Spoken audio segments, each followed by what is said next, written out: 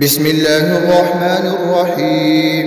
ياسين والقرآن الحكيم إنك لمن المرسلين على صراط مستقيم تنزيل العزيز الرحيم لتنذر قوما ما أنذر آباؤهم فهم غافلون.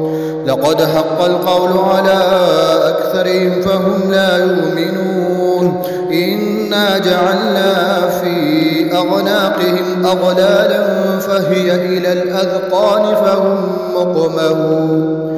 وجعلنا من بين أيديهم سدا ومن خلفهم سدا فأغشيناهم فهم لا يبصرون.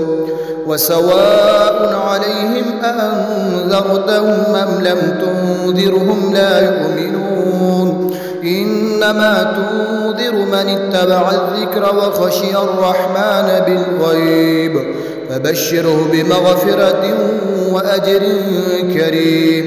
إنا نحن نحيي الموتى ونكتب ما قدموا وآثارهم وكل شيء أحصيناه في إمام مبين. واضرب لهم مثلا أصحاب القرية إذ جاءها المرسلون إذ أرسلنا إليهم 2 فكذبوهما فعززنا بثالث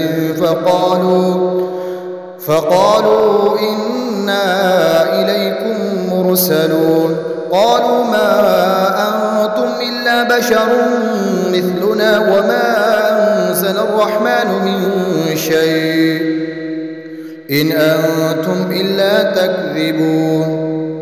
قالوا ربنا يعلم إنا إليكم لمرسلون وما علينا إلا البلاغ المبين.